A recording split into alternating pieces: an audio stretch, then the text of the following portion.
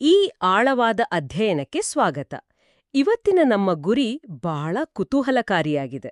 ಅಂದ್ರೆ, ನಮ್ಮ ಮುಂದಿರುವ ಹಲವಾರು ಲೇಖನಗಳು, ಐತಿಹಾಸಿಕ ಟಿಪ್ಪಣಿಗಳು ಮತ್ತೆ ಸಂಶೋಧನಾ ಮೂಲಗಳನ್ನ ಆಧರಿಸಿ ವಿಷ್ಣು ಸಹಸ್ರನಾಮದ ಬಗ್ಗೆ ನಾವು ಸಂಪೂರ್ಣವಾಗಿ ಬಿಡಿಸಿ ನೋಡಲಿದ್ದೇವೆ. ಖಂಡಿತ. ಅದರ ಇತಿಹಾಸ, ತತ್ವಶಾಸ್ತ್ರ ಮತ್ತೆ ಸಾಂಸ್ಕೃತಿಕ ಮಹತ್ವ ಎಲ್ಲವನ್ನೂ ಅರ್ಥ ಮಾಡ್ಕೊಳ್ಳೋಣ. ಹೌದು, ಈ ಚರ್ಚೆಯ ಆರಂಭವೇ ಒಂದು ಅತ್ಯಂತ ನಾಟಕೀಯ ಹಾಗೂ ಭಾವುಕ ಸನ್ನಿವೇಶದಿಂದ ಶುರುವಾಗುತ್ತೆ. ಒಮ್ಮೆ ಆ ದೃಶ್ಯವನ್ನ ಕಣ್ಣಿಗೆ ಕಟ್ಕೊಳ್ಳಿ. ಮಹಾಭಾರತದ ಕುರುಕ್ಷೇತ್ರದಂತಹ ಭೀಕರ ಯುದ್ಧ ಮುಗಿದಿದೆ. 18 ದಿನಗಳ ರಕ್ತಪಾತದ ನಂತರ ರಾಜ ಯುಧಿಷ್ಠಿರ ಯುದ್ಧವನ್ನ ಗೆದ್ದಿದ್ದಾನೆ. ಆದ್ರೆ ಆತನ ಮನಸ್ಸಿನಲ್ಲಿ ಆ ಗೆಲುವಿನ ಸಂಭ್ರಮದ ಒಂದು ಸಣ್ಣ ಎಳೆ ಕೂಡ ಇಲ್ಲ. ಸ್ವಲ್ಪವೂ ಇಲ್ಲ. ಬದಲಾಗಿ ತನ್ನವರನ್ನೇ, ತನ್ನ ಗುರು ಹಿರಿಯರನ್ನೇ ಕೊಂದೇನಲ್ಲ ಅನ್ನೋ ತೀವ್ರ ಖಿನ್ನತೆ ಮತ್ತೆ ನೈತಿಕ ಗೊಂದಲ ಆತನನ್ನ ಸಂಪೂರ್ಣವಾಗಿ ಆವರಿಸಿದೆ. ಆತನ ಈ ಆಳವಾದ, ಒಂದು ರೀತಿಯಲ್ಲಿ ಅಸ್ತಿತ್ವದ ಬಗ್ಗಿನ ಖಿನ್ನತೆಗೆ ಮದ್ದಾಗಿ ಹೊರಹೊಮ್ಮಿದ ಒಂದು ಅದ್ಭುತ ಸ್ತೋತ್ರವೇ ಇಂದು ಜಗತ್ತಿನಾದ್ಯಂತ ಅತಿ ಹೆಚ್ಚು ಪಠಿಸಲ್ಪಡುವ ವಿಷ್ಣು ಸಹಸ್ರನಾಮ. ಈ ಹಿನ್ನೆಲೆನ ಅರ್ಥ ಮಾಡ್ಕೊಳ್ಳೋದು ಬಹಳ ಮುಖ್ಯ. ಯಾಕಂದ್ರೆ ಇದು ಕೇವಲ ಒಂದು 1000 ಹೆಸರುಗಳನ್ನ ಪೋಣಿಸದ ಪಟ್ಟಿ ಅಲ್ಲ. ನಮ್ಮ ಮೂಲಗಳ ಪ್ರಕಾರ ಇದೊಂದು ಅತ್ಯದ್ಭುತವಾದ ತಾತ್ವಿಕ ಸೇತುವೆ. ತಾತ್ವಿಕ ಸೇತುವೆ ಅಂದ್ರೆ ನೋಡಿ, ಒಂದು ಕಡೆ ಉಪನಿಷತ್ತುಗಳ ಅತ್ಯಂತ ಕಠಿಣವಾದ, ಕೆಲವೊಮ್ಮೆ ಸಾಮಾನ್ಯರಿಗೆ ನಿಲುಕದ ಅಮೂರ್ತವಾದ ತತ್ವಶಾಸ್ತ್ರ ಇದೆ. ಮತ್ತೊಂದು ಕಡೆ ಪುರಾಣಗಳಲ್ಲಿ ಕಾಣುವ ಕಥೆಗಳ ಮೂಲಕ ಕಟ್ಟಿಕೊಡುವ ಭಾವುಕ ಭಕ್ತಿ ಮಾರ್ಗ ಇದೆ. ಇವೆರಡರ ನಡುವೆ ಬೆಸೆದ ಅತ್ಯಂತ ಬಲವಾದ ಕೊಂಡಿ ಇದು. ಮಹಾಭಾರತದ ಯುದ್ಧದ ನಂತರ ಬರುವ ಶಾಂತಿ ಪರ್ವ ಮತ್ತು ಅನುಶಾಸನ ಪರ್ವದ ಭಾಗವಾಗಿರೋ ಈ ಸ್ತೋತ್ರ ಮಾನವನ ಮೂಲಭೂತ ಕಾಳಜಿಗಳಾದ ಧರ್ಮ, ಸಂಸಾರದ ಜಂಜಾಟ ಮತ್ತು ಮೋಕ್ಷದಂತಹ ಗಹನವಾದ ಪ್ರಶ್ನೆಗಳಿಗೆ ಉತ್ತರ ಕೊಡುತ್ತೆ. ಭಗವದ್ಗೀತೆಯನ್ನ ತತ್ವಶಾಸ್ತ್ರದ ಹೃದಯ ಅಂದ್ರೆ, ಯುದ್ಧದ ಕೊನೆಯಲ್ಲಿ ಬರೋ ಈ ಸಹಸ್ರನಾಮವನ್ನ, ಆ ತತ್ವಶಾಸ್ತ್ರವನ್ನ ದೈನಂದಿನ ಬದುಕಿನಲ್ಲಿ ಅಳವಡಿಸಿಕೊಳ್ಳುವ ಪ್ರಾಯೋಗಿಕ ಮಾರ್ಗಸೂಚಿ ಅನ್ಬಹುದು. ಹೋಲಿಕೆ ಬಹಳ ನಿಖರವಾಗಿದೆ. ಯಾಕಂದ್ರೆ ಕುರುಕ್ಷೇತ್ರದ ಯುದ್ಧಭೂಮಿಯಲ್ಲಿ ನಿಂತಿರೋ ಯುಧಿಷ್ಠಿರನಿಗೆ ಕೇವಲ ಒಬ್ಬ ರಾಜನಾಗಿ ತನ್ನ ಕರ್ತವ್ಯ ಏನು ಅಂದ್ರೆ ಆ ರಾಜಧರ್ಮದ ಬಗ್ಗೆ ಮಾತ್ರ ತಿಳಿಯುವ ಆಸಕ್ತಿ ಇರಲಿಲ್ಲ. ಹೌದು, ಆತನಿಗೆ ಈಗ ಶಾಶ್ವತವಾದ ಶಾಂತಿ ಬೇಕಿತ್ತು. ಕರೆಕ್ಟ್. ಎಂದಿಗೂ ಅಳಿಯದ ಸನಾತನ ಧರ್ಮದ ಬಗ್ಗೆ ತಿಳಿಯುವ ಹಂಬಲ. ಆಗ ಕೃಷ್ಣ ಆತನನ್ನ ನೇರವಾಗಿ ಬಾಣಗಳ ಹಾಸಿಗೆಯ ಮೇಲೆ, ಅಂದ್ರೆ ಆ ಶರಶಯ್ಯೆಯ ಮೇಲೆ ಮರಣಕ್ಕೆ ಕಾಯ್ತಿರುವ ಭೀಷ್ಮ ಪಿತಾಮಹರ ಬಳಿ ಕರೆದೊಯ್ತಾನೆ. ಇಲ್ಲಿ ನನಗೊಂದು ದೊಡ್ಡ ಆಶ್ಚರ್ಯ ಆಗುತ್ತೆ.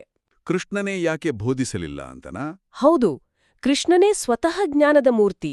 ಭಗವದ್ಗೀತೆಯನ್ನ ಅರ್ಜುನನಿಗೆ ಬೋಧಿಸಿದ ಹಾಗೆ ಯುಧಿಷ್ಠಿರನಿಗೂ ಅವನೇ ಎಲ್ಲವನ್ನೂ ವಿವರಿಸಬಹುದಿತ್ತಲ್ವಾ?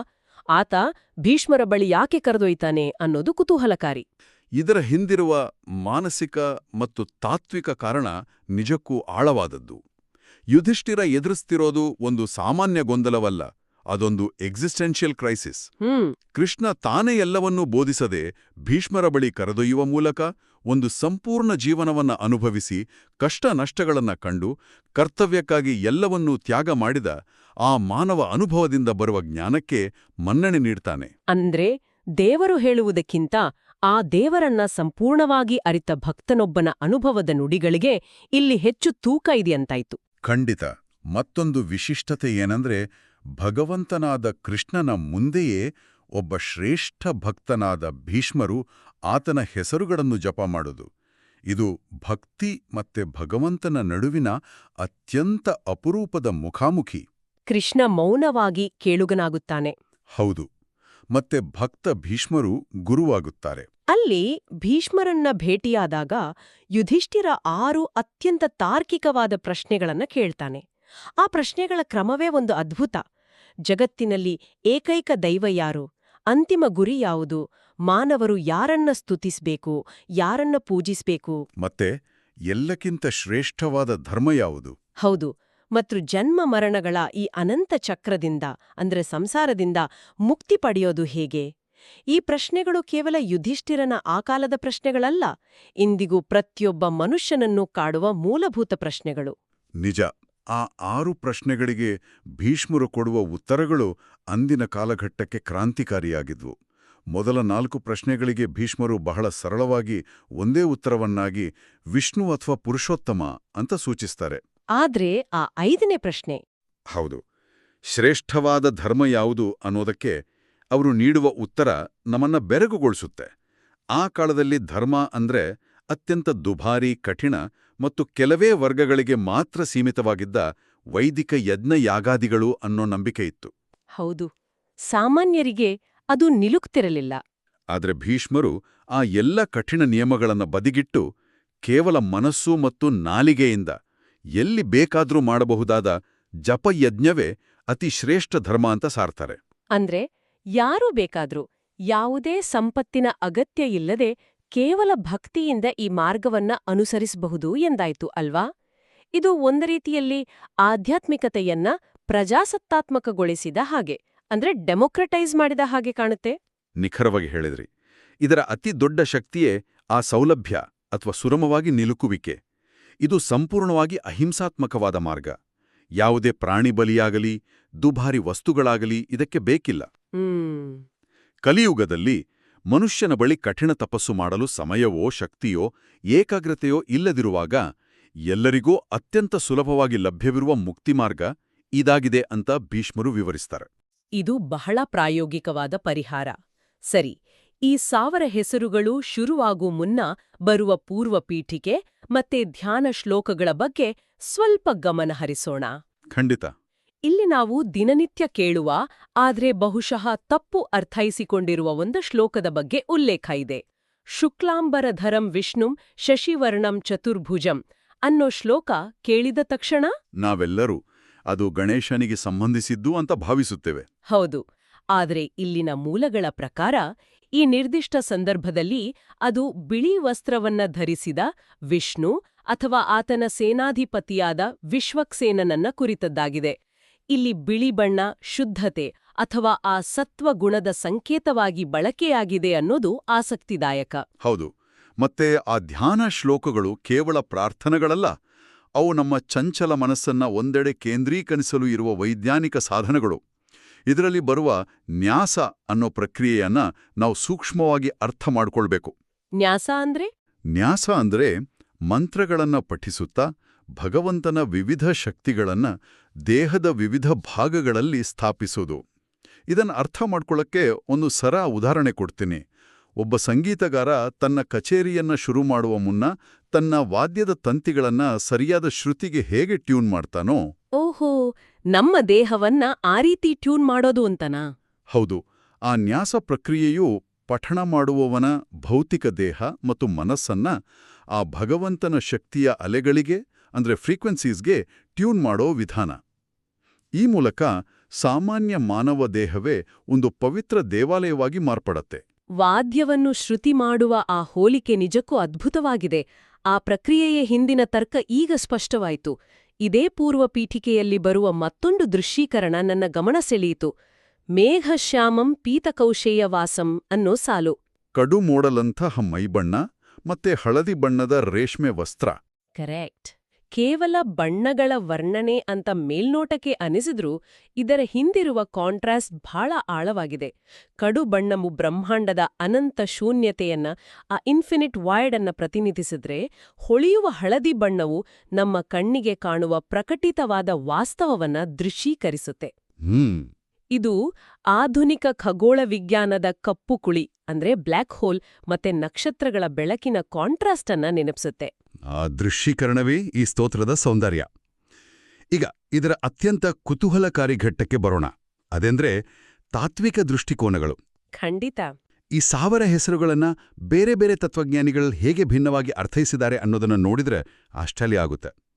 ಅದ್ವೈತ ಸಿದ್ಧಾಂತದ ಆದಿಶಂಕರಾಚಾರ್ಯರು, ವಿಶಿಷ್ಟಾದ್ವೈತದ ಪರಾಶರ ಭಟ್ಟರು ಮತ್ತು ದ್ವೈತ ಸಿದ್ಧಾಂತದ ಸತ್ಯಸಂಧ ತೀರ್ಥರ ಭಾಷ್ಯಗಳು ಅಂದ್ರೆ ಅವರ ಕಾಮೆಂಟ್ರೀಸನ್ನ ಅಕ್ಕಪಕ್ಕದಲ್ಲಿ ಇಟ್ಟು ನೋಡಿದರೆ ಒಂದೇ ಶಬ್ದವನ್ನ ನೋಡುವ 3 ವಿಭಿನ್ನ ಕಣ್ಣುಗಳು ನಮಗೆ ಸಿಗ್ತವೆ. ಪ್ರತಿಯೊಬ್ಬರು ತಮ್ಮದೇ ಆದ ತಾತ್ವಿಕ ಚೌಕಟ್ಟಿನೊಳಗೆ ಅದ್ಭುತವಾದ ವಿವರಣೆಗಳನ್ನ ನೀಡಿದ್ದಾರೆ. ಅದರ ಒಂದೆರಡು ಉದಾಹರಣೆಗಳನ್ನ ನೋಡೋಣ. ಸಹಸ್ರನಾಮದಲ್ಲಿ ಬರುವ 27ನೇ ಹೆಸರು ಶಿವ. ಸಾಮಾನ್ಯವಾಗಿ ಶಿವ ಅಂದ್ರೆ ಬೇರೊಂದು ದೈವ ಅಂತ ನಾವು ಅಂದ್ಕೊಳ್ತೇವೆ. ಹೌದು. ಆದ್ರೆ ಶಂಕರಾಚಾರ್ಯರು ತಮ್ಮ ಅದ್ವೈತ ಸಿದ್ಧಾಂತದ ಹಿನ್ನೆಲೆಯಲ್ಲಿ ಈ ಪದವನ್ನ ಯಾವುದೇ ಗುಣಗಳಿಲ್ಲದ ಶುದ್ಧ ತತ್ವ ಅಂತ ವ್ಯಾಖ್ಯಾನಿಸ್ತಾರೆ. ಹೌದು. ಅಂದ್ರೆ ಆಕಾರ ವಿಕಾರಗಳಿಲ್ಲದ ಶುದ್ಧ ಚೈತನ್ಯ. ಆದರೆ ಪರಾಶರ ಭಟ್ಟರು ಇದೇ ಪದವನ್ನ ಭಕ್ತಿ ಮತ್ತೆ ಸಗುಣ ಆರಾಧನೆಯ ಹಿನ್ನೆಲೆಯಲ್ಲಿ ನೋಡಿ, ಶಿವ ಎಂದರೆ ತನ್ನ ಭಕ್ತರಿಗೆ ಸದಾ ಶುಭವನ್ನ ಮಂಗಳವನ್ನ ಕರುಣಿಸುವವನು ಅಂತಾರೆ. ಒಂದೇ ಪದ, ಆದ್ರೆ ಎಷ್ಟೊಂದು ಭಿನ್ನವಾದ ಅರ್ಥಗಳು. ಇನ್ನೊಂದು ಅತ್ಯುತ್ತಮ ಉದಾಹರಣೆ ಅಂದ್ರೆ 530ನೇ ಹೆಸರು ತ್ರಿವಿಕ್ರಮ. ಶಂಕರರ ಭಾಷ್ಯದ ಪ್ರಕಾರ ಇದರ ಅರ್ಥ 3 ಲೋಕಗಳನ್ನು ವ್ಯಾಪಿಸಿರುವವನು ಅಂದ್ರೆ ಸರ್ವಾಂತರ್ಯಾಮಿತ್ವವನ್ನ ಇದು ಸೂಚಿಸುತ್ತೆ. ಆದ್ರೆ ಭಟ್ರು ಇದನ್ನ ನೇರವಾಗಿ ವಾಮನಾವತಾರದ ಕಥೆಗೆ ಕೊಂಡೊಯ್ತಾರೆ ಅಲ್ವಾ? ಹೌದು. 3 ಹೆಜ್ಜೆಗಳಿಂದ ಇಡೀ ಬ್ರಹ್ಮಾಂಡವನ್ನ ಅಳೆದವನು ಅಂತ ವಿವರಿಸ್ತಾರೆ. ಕೆಲವರಿದನ್ನೋದ್ದಾಗ ಕೆಲವು ಹೆಸರುಗಳು ಪದೇ ಪದೇ ಪುನರಾವರ್ತನೆ ಆಗಿದೆ ಅಂತ ಇದೊಂದು ದೋಷ ಇರ್ಬೋದು ಅಂತ ವಾದಿಸ್ತಾರೆ. ಪುನರುಕ್ತಿ ದೋಷ. ಆದರೆ ಈ ಭಾಷ್ಯಗಳನ್ನ ಓದಿದಾಗ ಅರ್ಥ ಆಗುತ್ತೆ, ಒಂದೇ ಹೆಸರು ಬೇರೆ ಬೇರೆ ಸಂದರ್ಭದಲ್ಲಿ ಬೇರೆ ಬೇರೆ ಅರ್ಥವನ್ನ ಕೊಡುತ್ತೆ ಅಂತ. ಇದು ದೋಷವಲ್ಲ, ಬದಲಾಗಿ ಭಗವಂತನ ಬಹುಮುಖಿ ವ್ಯಕ್ತಿತ್ವದ ದರ್ಶನ. ಅಂದ್ರೆ ಒಂದು ವಜ್ರವನ್ನ ಬೇರೆ ಬೇರೆ ಕೋನಗಳಿಂದ ನೋಡ್ದಾಗ ಬೇರೆ ಬೇರೆ ಬಣ್ಣಗಳು ಹೊಳೆಯುವ ಹಾಗೆ. ನಿಖರವಾಗಿ. ಖಂಡಿತ. ಈ 1000 ಹೆಸರುಗಳು ಸುಮ್ನೆ ರ್ಯಾಂಡಮ್ ಆಗಿ ಕುಳಿತು ಮಾಡಿದ ಪಟ್ಟಿ ಅಲ್ಲ ಅನ್ನೋದು ಮತ್ತೊಂದು ಅಚ್ಚರಿಯ ವಿಷಯ. ನಮ್ಮ ಮೂಲಗಳ ಪ್ರಕಾರ ಈ ಹೆಸರುಗಳಲ್ಲಿ ಸ್ಪಷ್ಟವಾದ ಗುಂಪುಗಳಿವೆ ಅಥವಾ ಕ್ಲಸ್ಟರ್ಗಳಿವೆ. ಹೌದು. ಸ್ತೋತ್ರದ ಆರಂಭದಲ್ಲಿ ಸೃಷ್ಟಿ ಮತ್ತೆ ಸ್ಥಿತಿಗೆ ಸಂಬಂಧಿಸಿದ ಕಾಸ್ಮಿಕ್ ಹೆಸರುಗಳು ಬರ್ತವೆ. ಉದಾಹರಣೆಗೆ ವಿಶ್ವಂ, ಭೂತಕೃತ್. ಆನಂತರ ರಾಮ, ಕೃಷ್ಣ, ನರಸಿಂಹ ಮುಂತಾದ ಅವತಾರಗಳ ಕಥೆಗಳನ್ನ ನೆನಪಿಸುವ ಹೆಸರುಗಳು ಬರ್ತವೆ. ಇದಲ್ಲದೆ ಮಾನವನ ದೈನಂದಿನ ನಡವಳಿಕೆಗೆ ಮಾರ್ಗದರ್ಶನ ನೀಡುವ ನೈತಿಕ ಹೆಸರುಗಳೂ ಇವೆ. ಉದಾಹರಣೆಗೆ ಭಯ ಅಪಹ ಅಂದ್ರೆ ಭಯವನ್ನ ನಾಶ ಮಾಡುವವನು, ಅಮಾನಿ ಅಂದ್ರೆ ಅಹಂಕಾರ ಇಲ್ಲದವನು. ಆ ಗುಂಪುಗಳು ನಮ್ಮನ್ನ ಹಂತ ಹಂತವಾಗಿ ಅತ್ಯಂತ ಅಮೂರ್ತವಾದ ಅಂದ್ರೆ ಅಬ್ಸ್ಟ್ರಾಕ್ಟ್ ಆದ ತತ್ವದಿಂದ ನಮಗೆ ಸುಲಭವಾಗಿ ಅರ್ಥವಾಗುವ ಸಾಕಾರ ರೂಪದ ಕಡೆಗೆ ಕೊಂಡೊಯ್ತವೆ. ಮತ್ತೆ ಈ ಪಠಣದ ಅಂತ್ಯದಲ್ಲಿ ಬರುವ ಆಯುಧಗಳ ವರ್ಣನೆ ಅಂದ್ರೆ ಕವಚದ ಹಿಂದಿರುವ ಆಳವಾದ ವಿಜ್ಞಾನ ಮತ್ತೆ ಸಂಕೇತಗಳನ್ನ ನಾವು ವಿಶ್ಲೇಷಿಸಲೇಬೇಕು. ಹೌದು. ಶಂಖ, ಚಕ್ರ, ಗದೆ, ಖಡ್ಗ ಮತ್ತೆ ಬಿಲ್ಲು ಇವುಗಳನ್ನ ನಾವು ಸಾಮಾನ್ಯವಾಗಿ ಯುದ್ಧದ ಅಥವಾ ಹಿಂಸೆಯ ಸಾಧನಗಳು ಅಂತ ಭಾವಿಸ್ತೀವಿ ಅಲ್ವಾ? ಹೌದು. ಆದರೆ ತತ್ವಶಾಸ್ತ್ರದ ಪ್ರಕಾರ ಇವು ಬ್ರಹ್ಮಾಂಡದ ಮೂಲಭೂತ ತತ್ವಗಳು. ಆಯುಧಗಳು ಅಕ್ಷರಶಃ ಆಯುಧಗಳಲ್ಲ ಅನ್ನೋದು ಕಣ್ಣು ತೆರೆಸುವಂತಹ ವಿಷಯ. ಹಾಗಾದ್ರೆ ಅವು ಏನನ್ನ ಸಂಕೇತಿಸುತ್ತವೆ? ಅವು ನಮ್ಮ ಅಸ್ತಿತ್ವದ ಬೇರೆ ಬೇರೆ ಆಯಾಮಗಳನ್ನ ಪ್ರತಿನಿಧಿಸುತ್ತವೆ. ಶಂಖ ಅಂದ್ರೆ ಪಾಂಚಜನ್ಯ. ಇದರ ಅರ್ಥ ತಮೋಗುಣ ಮತ್ತು ಬ್ರಹ್ಮಾಂಡದ ಮೂಲನಾದವಾದ ಓಂಕಾರ. ಓಕೆ. ಚಕ್ರ ಅಂದ್ರೆ ಸುದರ್ಶನ. ಅದು ಕತ್ತರಿಸು ಆಯುಧವಲ್ಲ, ಅದು ಸದಾ ತಿರುಗುವ ಕಾಲಚಕ್ರ ಮತ್ತೆ ಮಾನವನ ಚಂಚಲ ಮನಸ್ಸು. ಮತ್ತೆ ಗದೆ? ಗದೆ ಅಂದ್ರೆ ಕೌಮೋದಕಿ. ಇದು ನಮ್ಮ ಬುದ್ಧಿ. ಶಾರಂಗ ಅನ್ನೋ ಬಿಲ್ಲು ನಮ್ಮೊಳಗಿನ ಅಹಂಕಾರ. ಮತ್ತೆ ಕೊನೆಯದಾಗಿ ನಂದಕ ಅಂದ್ರೆ ಕತ್ತಿ. ಇದು ಅಜ್ಞಾನವೆಂಬ ಕತ್ತಲೆಯನ್ನ ಕತ್ತರಿಸಿ ಹಾಕುವ ವಿದ್ಯೆ ಅಥವಾ ಜ್ಞಾನ. ಇದು ನಿಜಕ್ಕೂ ಅದ್ಭುತ. ಅಂದ್ರೆ ದೇವ್ರು ಈ ಆಯುಧಗಳನ್ನ ಹಿಡ್ದಿದ್ದಾನೆ ಅಂದ್ರೆ ಆತ ಇಡೀ ಬ್ರಹ್ಮಾಂಡದ ಮೂಲ ತತ್ವಗಳನ್ನ, ಕಾಲವನ್ನ, ನಮ್ಮ ಮನಸ್ಸು, ಬುದ್ಧಿ ಮತ್ತೆ ಅಹಂಕಾರವನ್ನ ನಿಯಂತ್ರಿಸ್ತಿದ್ದಾನೆ, ಸಮತೋಲನದಲ್ಲಿ ಇಟ್ಟಿದ್ದಾನೆ ಅಂತ ಅರ್ಥ. ಹೌದು. ಇದೇ ಆಯುಧಗಳನ್ನ ಆಧರಿಸಿ ದೇವಾಲಯಗಳಲ್ಲಿ ನಾವು ಕಾಣುವ ವಿಷ್ಣುವಿನ ವಿಭಿನ್ನ ರೂಪಗಳ ಬಗ್ಗೆಯೂ ಬಹಳ ಕುತೂಹಲಕಾರಿ ಮಾಹಿತಿ ಇದೆ. ಈ 4 ಆಯುಧಗಳ ಜೋಡಣೆಯಿಂದ ಅಂದ್ರೆ ಪಮ್ಯುಟೇಷನ್ಸಿಂದ 24 ವಿಭಿನ್ನ ರೂಪಗಳು ಸೃಷ್ಟಿಯಾಗುತ್ತವೆ ಅನ್ನೋದು ಗಣಿತ ಮತ್ತೆ ಭಕ್ತಿಯ ಅದ್ಭುತ ಸಮ್ಮಿಲನ. ಹೌದು. ಇದನ್ನ ಕೇಶವಾದಿ ಚತುರ್ವಿಂಶತಿ ಮೂರ್ತಿ ಅಂತ ಕರೀತಾರೆ. ವಿಷ್ಣುವಿನ 4 ಕೈಗಳಲ್ಲಿ ಶಂಖ, ಚಕ್ರ, ಗದೆ, ಪದ್ಮ ಈ 4 ವಸ್ತುಗಳು ಯಾವ ಕ್ರಮದಲ್ಲಿವೆ ಅನ್ನೋದರ ಆಧಾರದ ಮೇಲೆ ನಿಖರವಾಗಿ 24 ವಿಭಿನ್ನ ರೂಪಗಳು ಸೃಷ್ಟಿಯಾಗ್ತವೆ. ಆಹಾ. ಕೇಶವ, ನಾರಾಯಣ, ಮಾಧವ, ಗೋವಿಂದ ಮುಂತಾದ ಪ್ರತಿಯೊಂದು ಹೆಸರಿಗೂ ಅದರದ್ದೇ ಆದ ನಿರ್ದಿಷ್ಟ ಆಯುಧಗಳ ಜೋಡಣೆ ಇದೆ. ನೀವು ಯಾವುದೇ ಪುರಾತನ ದೇವಾಲಯಕ್ಕೆ ಹೋದ್ರೂ ಗರ್ಭಗುಡಿಯ ಹೊರಗಿರುವ ಮೂರ್ತಿಗಳನ್ನ ಇದೇ ಆಧಾರದ ಮೇಲೆ ಅಂದ್ರೆ ಆ ಕೈಗಳಲ್ಲಿರುವ ಆಯುಧಗಳ ಕ್ರಮದ ಆಧಾರದ ಮೇಲೆಯೇ ಕೆತ್ತಲಾಗಿರುತ್ತೆ. ಇದು ಕೇವಲ ಕಲೆಯಲ್ಲ, ನಿಖರವಾದ ವಿಜ್ಞಾನ. ಖಂಡಿತ. ಇದೆಲ್ಲವನ್ನೂ ಅರ್ಥ ಮಾಡ್ಕೊಂಡು ಪಠಿಸೋದ್ರಿಂದ ಆಗುವ ಲಾಭಗಳೇನು ಅನ್ನೋ ಪ್ರಶ್ನೆ ಸಹಜವಾಗಿ ಮೂಡುತ್ತೆ. ಸ್ತೋತ್ರದ ಕೊನೆಯ ಭಾಗವಾದ ಫಲಶ್ರುತಿಯಲ್ಲಿ ಇದರ ಬಗ್ಗೆ ಸ್ಪಷ್ಟವಾದ ವಿವರಣೆ ಇದೆ. ಅತ್ಯಂತ ದೊಡ್ಡ ಲಾಭ ಅಂದ್ರೆ ಭಯದಿಂದ ಮುಕ್ತಿ. ಈ ಸಂಸಾರದ ಜಂಜಾಟ, ಒತ್ತಡಗಳು ಮತ್ತೆ ಆತಂಕಗಳ ನಡುವೆ ನಿರ್ಭಯವಾಗಿರುವುದೇ ಅತಿ ದೊಡ್ಡ ವರ. ಹೌದು. ಆದ್ರೆ ಇಂದಿನ ವೇಗದ ಬದುಕಿನಲ್ಲಿ ಎಲ್ಲರಿಗೂ ಪ್ರತಿದಿನ ಕುಳಿತು ಈ 1000 ಹೆಸರುಗಳನ್ನ ಪಠಿಸಲು ಸಾಧ್ಯವಾಗದೇ ಇರಬಹುದು. ಅದಕ್ಕೂ ಒಂದು ಸುಂದರವಾದ ಪರಿಹಾರವನ್ನ ಪುರಾಣಗಳು ನೀಡಿವೆ. ಫಲಶ್ರುತಿಯಲ್ಲಿ ಶಿವ ಮತ್ತೆ ಪಾರ್ವತಿಯ ನಡುವೆ ಬರುವ ಸಂಭಾಷಣೆ ಬಹಳ ಆಸಕ್ತಿದಾಯಕವಾಗಿದೆ. ಆ ಶಾರ್ಟ್ಕಟ್ ಬಗ್ಗೆ ಅಲ್ವಾ? ರಾಮೇ ಮನೋರಮೆ ಸಹಸ್ರನಾಮ ತತ್ತುಲ್ಯಂ ರಾಮನಾಮ ವರಾನನೆ. ಅಂದ್ರೆ ಕೇವಲ ರಾಮ ಅನ್ನೋ ಹೆಸರನ್ನ 3 ಬಾರಿ ಜಪಿಸಿದ್ರೆ ಇಡೀ ವಿಷ್ಣು ಸಹಸ್ರನಾಮವನ್ನ ಪಠಿಸಿದಷ್ಟೇ ಪುಣ್ಯ ಸಿಗತ್ತೆ ಅಂತ. ಇದು ಎಂಥ ಸುಂದರವಾದ ಸುಲಭವಾದ ಮಾರ್ಗ. ಈ ಫಲಶ್ರುತಿಯಲ್ಲಿ ನಾವು ಗಮನಿಸಬೇಕಾದ ಮತ್ತೊಂದು ಅತ್ಯಂತ ಪ್ರಮುಖ ಅಂಶ ಏನಂದ್ರೆ ಈ ಸ್ತೋತ್ರದ ಸಾಮಾಜಿಕ ಒಳಗೊಳ್ಳುವಿಕೆ, ಇನ್ಕ್ಲೂಸಿವಿಟಿ. ಹೌದು, ನಮ್ಗೆಲ್ಲ ತಿಳಿದಿರುವ ಹಾಗೆ ಆ ಕಾಲದಲ್ಲಿ ವೈದಿಕ ಮಂತ್ರಗಳ ಪಠಣಕ್ಕೆ ಕಟ್ಟುನಿಟ್ಟಿನ ಜಾತಿ ಮತ್ತು ಲಿಂಗ ಆಧಾರಿತ ನಿಯಮಗಳಿದ್ವು. ಅದು ಸಮಾಜದ ಎಲ್ಲರಿಗೂ ಮುಕ್ತವಾಗಿರಲಿಲ್ಲ. ಆದ್ರೆ ವಿಷ್ಣು ಸಹಸ್ರನಾಮದ ಫಲಶ್ರುತಿಯಲ್ಲಿ ಅತ್ಯಂತ ಸ್ಪಷ್ಟವಾಗಿ ಇದು ಶೂದ್ರರಿಗೂ ಆನಂದವನ್ನ ಮತ್ತು ನೆಮ್ಮದಿಯನ್ನ ನೀಡುತ್ತೆ ಅಂತ ಉಲ್ಲೇಖಿಸಲಾಗಿದೆ. ಇದು ಅಂದಿನ ಕಾಲದ ವೈದಿಕ ಪಠಣದ ಕಟ್ಟುನಿಟ್ಟಿನಾದ ಮಿತಿಗಳನ್ನ ಮೀರಿ ಭಕ್ತಿ ಮಾರ್ಗವು ಸಮಾಜದ ಪ್ರತಿಯೊಬ್ಬರಿಗೂ ಮುಕ್ತವಾಗಿದೆ ಅಂತ ಸಾರಿದ ಕ್ರಾಂತಿಕಾರಿ ಹೆಜ್ಜೆ. ನಿಜ. ಹಾಗೆಯೇ ಇದು ಕೇವಲ ವೈಯಕ್ತಿಕ ಪಠಣಕ್ಕೆ ಮಾತ್ರ ಸೀಮಿತವಾಗಲಿಲ್ಲ. ಯಜ್ಞ ಯಾಗಾದಿಗಳಲ್ಲಿ, ಹೋಮಗಳಲ್ಲಿ ತುಪ್ಪಡ ಆಹುತಿ ನೀಡುವಾಗ ಮತ್ತೆ ದೇವಾಲಯಗಳಲ್ಲಿ ಅರ್ಚನೆ ಮಾಡುವಾಗಲೂ ಈ 1000 ಹೆಸರುಗಳನ್ನ ವ್ಯಾಪಕವಾಗಿ ಬಳಸುವ ಪದ್ಧತಿ ಬೆಳೆದು ಬಂತು. ಅಂದ್ರೆ ಇದು ಕೇವಲ ಒಂದು ತಾಳೆಗರಿಯ ಪುಸ್ತಕದಲ್ಲಿ ಉಳಿಯದೆ ಜನರ ದಿನನಿತ್ಯದ ಬದುಕಿನ ಆಚರಣೆಯ ಅವಿಭಾಜ್ಯ ಅಂಗವಾಯಿತು. ಇದರ ಆಧುನಿಕ ಪ್ರಸ್ತುತತೆಯ ಬಗ್ಗೆ ಮಾತನಾಡುವಾಗ ನಾವು 20ನೇ ಶತಮಾನದ ಸಂಗೀತ ದಂತಕಥೆ MS ಸುಬ್ಬುಲಕ್ಷ್ಮಿಯವರನ್ನ ನೆನಪಿಸಿಕೊಳ್ಳಲೇಬೇಕು. ಖಂಡಿತವಾಗಿಯೂ. ಅವರ ಗಾಯನದ ಮೂಲಕ ಈ ಸ್ತೋತ್ರ ಕೇವಲ ದೇವಾಲಯಗಳ ಗರ್ಭಗುಡಿಯಿಂದ ಹೊರಬಂದು ಪ್ರತಿಯೊಂದು ಮನೆಯ ದೇವರ ಮನೆಯನ್ನು ತಲುಪಿತು. ಇದರ ಹಿಂದಿನ ಕಥೆ ಬಹಳ ರೋಚಕವಾಗಿದೆ. ಅವರು ಕೇವಲ ಒಂದು ದಿನ ಸ್ಟುಡಿಯೋಗೆ ಹೋಗಿ ಹಾಡಿ ಬಂದಿದ್ದಲ್ಲ. ಹೌದು, ಅದೊಂದು ದೊಡ್ಡ ತಪಸ್ಸು. ನಿಜ. ಈ ಧ್ವನಿಮುದ್ರಣಕ್ಕೂ ಮುನ್ನ ಪ್ರಖ್ಯಾತ ಸಂಸ್ಕೃತ ವಿದ್ವಾಂಸರಾದ ಅಗ್ನಿಹೋತ್ರಿ ತಾತಾಚಾರ್ಯರ ಬಳಿ ಕುಳಿತು ಪ್ರತಿಯೊಂದು ಕಠಿಣ ಪದದ ಉಚ್ಚಾರಣೆಯನ್ನು ತಿಂಗಳುಗಟ್ಲೆ ಕಠಿಣವಾಗಿ ಅಭ್ಯಾಸ ಮಾಡಿದ್ರು. ಈ ಸಂದರ್ಭದಲ್ಲಿ ಒಂದು ಪೌರಾಣಿಕ ಕಥೆಯನ್ನ ಉಲ್ಲೇಖಿಸಲಾಗುತ್ತೆ. ಆ ಸ್ಫಟಿಕದ ಕಥೆ ಅಲ್ವಾ? ಹೌದು. ಭೀಷ್ಮರು ಶರಶಯ್ಯೆಯ ಮೇಲೆ ಮಲಗಿ ಈ ಸಹಸ್ರನಾಮವನ್ನ ಹೇಳುವಾಗ ಪಾಂಡವರಲ್ಲಿ ಕಿರಿಯವನಾದ ಸಹದೇವನು ಆ ಧ್ವನಿಯ ತರಂಗಗಳನ್ನ ಒಂದು ಸ್ಫಟಿಕದಲ್ಲಿ ಸೆರೆ ಹಿಡಿದಿದ್ದನಂತೆ. ನಂತರ ವ್ಯಾಸರು ಅದನ್ನ ಗ್ರಂಥರೂಪಕ್ಕೆ ಇಳಿಸಿದರಂತೆ. MS ಸುಬ್ಬುಲಕ್ಷ್ಮಿಯವರ ಸ್ಫಟಿಕದಂತಹ ಆ ಅತ್ಯಂತ ಶುದ್ಧವಾದ ಧ್ವನಿಯನ್ನ ಆ ಪೌರಾಣಿಕ ಸ್ಫಟಿಕಕ್ಕೆ ಹೋಲಿಸೋದು ಎಂತಹ ಅದ್ಭುತವಾದ ಕಲ್ಪನೆ. ಖಂಡಿತ. ಅವರ ಆ ರೆಕಾರ್ಡಿಂಗ್ ಇಡೀ ಭಾರತದಾದ್ಯಂತ ಇದ್ದ ವಿವಿಧ ಪ್ರಾದೇಶಿಕ ಪಠಣ ಶೈಲಿಗಳನ್ನು ಒಂದುಗೂಡಿಸಿ ಒಂದು ಪ್ರಮಾಣಿಕ ಸ್ಟ್ಯಾಂಡರ್ಡ್ ಶೈಲಿಯನ್ನು ರೂಪಿಸಿತು. ಇಂದಿಗೂ ಲಕ್ಷಾಂತರ ಮನೆಗಳಲ್ಲಿ ಬೆಳಗಿನ ಜಾವ ಅವರ ಧ್ವನಿಯಲ್ಲಿಯೇ ದಿನ ಶುರುವಾಗುತ್ತೆ. ಮತ್ತೊಂದು ಅತ್ಯಂತ ಗಮನಾರ್ಹ ವಿಷಯ ಏನಂದ್ರೆ ಈ ಸಹಸ್ರನಾಮವು ಕೇವಲ ಹಿಂದೂ ಧರ್ಮದ ಪೌರಾಣಿಕ ಎಲ್ಲೆಗಳಿಗೆ ಮಾತ್ರ ಸೀಮಿತವಾಗಿಲ್ಲ. ಹೌದಾ? ಬೇರೆ ಎಲ್ಲಿ ಇದರ ಉಲ್ಲೇಖ ಇದೆ? ಇದರ ಪ್ರಭಾವ ಎಷ್ಟು ವಿಸ್ತಾರವಾಗಿದೆ ಅಂದ್ರೆ ಸಿಖ್ ಧರ್ಮದ ಪವಿತ್ರ ಗ್ರಂಥವಾದ ಸುಂದರ್ ಗುಟ್ಕಾದಲ್ಲಿ ಗುರು ಅರ್ಜನ್ ದೇವ್ರವರು ರೂಪಿಸಿರುವ ಸಹಸ್ರನಾಮದ ಒಂದು ಆವೃತ್ತಿ ಇದೆ. ಓಹೋ. ಅವ್ರು ಗೋಪಾಲ, ದಾಮೋದರ, ಮಾಧವ ಅನ್ನೋ ಹೆಸರುಗಳನ್ನ ಯಾವುದೇ ನಿರ್ದಿಷ್ಟ ಅವತಾರಕ್ಕೆ ಅಥವಾ ಮೂರ್ತಿಗೆ ಸೀಮಿತಗೊಳಿಸದೆ ನಿರಾಕಾರ ಭಗವಂತನ ಆ ನಿರಂಕಾರನ ಆರಾಧನೆಗೆ ಬಳಸಿದ್ದಾರೆ.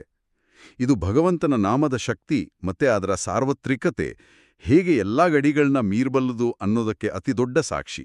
ಇದು ಈ ಸ್ತೋತ್ರದ ನಿಜವಾದ ವಿಶ್ವವ್ಯಾಪಕತೆಯನ್ನ ತೋರಿಸುತ್ತೆ. ಒಮ್ಮೆ ಹಿಂತಿರುಗಿ ನಾವು ಚರ್ಚಿಸಿದ ಈ ಎಲ್ಲಾ ಮೂಲಗಳನ್ನ ಒಟ್ಟುಗೂಡಿಸಿ ನೋಡಿದ್ರೆ ನಮಗೆ ಸ್ಪಷ್ಟವಾಗಿ ಅರ್ಥವಾಗೋದೇನು ಅಂದ್ರೆ ವಿಷ್ಣು ಸಹಸ್ರನಾಮ ಅನ್ನೋದು ಕೇವಲ ಕೆಲವು ಶಬ್ದಗಳ, ಕೇವಲ ಒಂದು ಧಾರ್ಮಿಕ ಪಠಣವಲ್ಲ. ಹೌದು. ಯುಧಿಷ್ಠಿರನಂತಹ ಮಹಾವೀರನಿಗೆ ಎದುರಾದ ಆ ಅಸ್ತಿತ್ವದ ಬಿಕ್ಕಟ್ಟಿಗೆ ನೀಡಿದ ಮನೋವೈಜ್ಞಾನಿಕ ಚಿಕಿತ್ಸೆ ಇದು. ಉನ್ನತ ಮಟ್ಟದ ತಾತ್ವಿಕ ಚಿಂತನೆಗಳನ್ನ ಸರಳವಾಗಿ ಕಟ್ಟಿಕೊಟ್ಟ ಭಂಡಾರವಿದು. ಮತ್ತೆ ಮಾನವನನ್ನ ಆಂತರಿಕ ಹಾಗೂ ಬಾಹ್ಯ ಭಯಗಳಿಂದ ಕಾಪಾಡುವ ಶಬ್ದಗಳ ಕವಚವಿದು. ಸಂಪೂರ್ಣ ಸತ್ಯ. ಇಂದಿನ ಜಗತ್ತನ್ನ ಒಮ್ಮೆ ಗಮನಿಸಿ. ನಾವೆಲ್ಲರೂ ಆ ಮಾಹಿತಿಯ ಅತಿವೃಷ್ಟಿ ಅಂದ್ರೆ ಇನ್ಫಾರ್ಮೇಷನ್ ಓವರ್ಲೋಡ್ ಇರೋ ಅತ್ಯಂತ ಪ್ರಕ್ಷುಬ್ಧ ವೇಗದ ಜಗತ್ತಿನಲ್ಲಿ ಬದುಕ್ತಿದ್ದೇವೆ. ಕ್ಷಣಕ್ಕೂ ಎಲ್ಲವೂ ಬದಲಾಗ್ತಿದೆ, ಆತಂಕ ಹೆಚ್ಚಾಗ್ತಿದೆ. ಖಂಡಿತ. ಇಂತಹ ಸಮಯದಲ್ಲಿ ಕುರುಕ್ಷೇತ್ರದ ಮಾರಣಹೋಮದ ನಂತರ ಯುಧಿಷ್ಠಿರನಿಗೆ ತನ್ನನ್ನು ತಾನು ನಿಭಾಯಿಸಲು ಹೇಗೆ ಒಂದು ಶಾಶ್ವತ ನೆಲೆಯ ಅಗತ್ಯವಿತ್ತೋ, ಇಂದಿನ ಮನುಷ್ಯನಿಗೂ ಅಂತಹದ್ದೇ ಒಂದು ಸ್ಥಿರತೆಯ ಅವಶ್ಯಕತೆ ಇದೆ. ಕೇವಲ ಪವಿತ್ರ ಶಬ್ದಗಳು, ಉನ್ನತ ತತ್ವಗಳು ಮತ್ತೆ ನಿರಂತರ ಸ್ಮರಣೆಯ ಮೂಲಕ ಆ ಆಂತರಿಕ ಶಾಂತಿಯನ್ನ ಕಂಡುಕೊಳ್ಬಹುದು ಅನ್ನೋ ಭೀಷ್ಮರ ಸಂದೇಶ ಅಂದು ಎಷ್ಟು ಸತ್ಯವಾಗಿತ್ತೋ ಇಂದಿನ ನಮ್ಮ ಆಧುನಿಕ ಬದುಕಿಗೂ ಅಷ್ಟೇ ಪ್ರಸ್ತುತವಾಗಿದೆ. ಅದ್ಭುತವಾದ ಮತ್ತೆ ಸಾರ್ವಕಾಲಿಕವಾದ ಆಲೋಚನೆಯೊಂದಿಗೆ ನಾವು ಈ ಆಳವಾದ ಅಧ್ಯಯನದ ಕೊನೆಯ ಘಟ್ಟಕ್ಕೆ ಬಂದಿದ್ದೇವೆ. ಈ ಚರ್ಚೆಯನ್ನ ಮುಕ್ತಾಯಗೊಳಿಸುವ ಮುನ್ನ ಒಂದು ಅಂತಿಮ ಪ್ರಚೋದನಾತ್ಮಕ ಚಿಂತನೆಯನ್ನ ನಾವಿಲ್ಲಿ ಬಿಟ್ಟು ಹೋಗ್ತಿದ್ದೇವೆ. ಮಹಾಭಾರತದಲ್ಲಿಯೇ ಬರುವ ಮತ್ತೊಂದು ಪ್ರಸಿದ್ಧ ಸ್ತೋತ್ರ ಅಂದ್ರೆ ಶಿವಸಹಸ್ರನಾಮ. ಹೌದು. ಶಿವಸಹಸ್ರನಾಮ ಮತ್ತೆ ನಾವು ಇಂದು ಚರ್ಚಿಸಿದ ವಿಷ್ಣು ಸಹಸ್ರನಾಮ ಎರಡನ್ನೂ ಒಟ್ಟಿಗೆ ಇಟ್ಟು ಗಮನಿಸಿದರೆ ಎರಡರಲ್ಲೂ ಶಿವ, ಸ್ಥಾಣು, ಈಶ್ವರ ಅನ್ನೋ ಒಂದೇ ರೀತಿಯ ಹೆಸರುಗಳು ಕಂಡುಬರುತ್ತವೆ. ಹಾಗಾದ್ರೆ ವಿವಿಧ ಪಂಥಗಳು ಮತ್ತೆ ಸಿದ್ಧಾಂತಗಳು ಕಾಲಾನಂತರದಲ್ಲಿ ಈ ಹೆಸರುಗಳನ್ನ ತಮ್ಮದೇ ರೀತಿಯಲ್ಲಿ ವಿಭಿನ್ನವಾಗಿ ವ್ಯಾಖ್ಯಾನಿಸಿದ್ರೂ ಅಂತಿಮ ಸತ್ಯವು ನಾವು ಬಳಸುವ ಭಾಷೆ, ನಮ್ಮ ಸೀಮಿತ ತಿಳುವಳಿಕೆ ಮತ್ತೆ ನಾವು ನೀಡುವ ಹೆಸರುಗಳ ಗಡಿಯನ್ನ ಬಹು ಹಿಂದೆಯೇ ದಾಟಿದೆಯೇ? ಇವೆರಡು ಸ್ತೋತ್ರಗಳು ಅಂತಿಮವಾಗಿ ಆ ಪರಮದೈವದ ಏಕತೆಯನ್ನ ನಮಗೆ ಮುಕ್ತವಾಗಿ ಸಾರುತ್ತಿವೆಯಾ? ಇದೊಂದು ಆಳವಾಗಿ ಯೋಚಿಸಬೇಕಾದ ಕುತೂಹಲಕಾರಿ ಪ್ರಶ್ನೆ. ಇದರ ಬಗ್ಗೆ ನಮ್ಮೆಲ್ಲರಿಗೂ ಆಳವಾಗಿ ಯೋಚಿಸಲು ಒಂದು ಅವಕಾಶ. ಮುಂದಿನ ಆಳವಾದ ಅಧ್ಯಯನದಲ್ಲಿ ಮತ್ತೊಂದು ಹೊಸ ವಿಷಯದೊಂದಿಗೆ ಭೇಟಿಯಾಗೋಣ.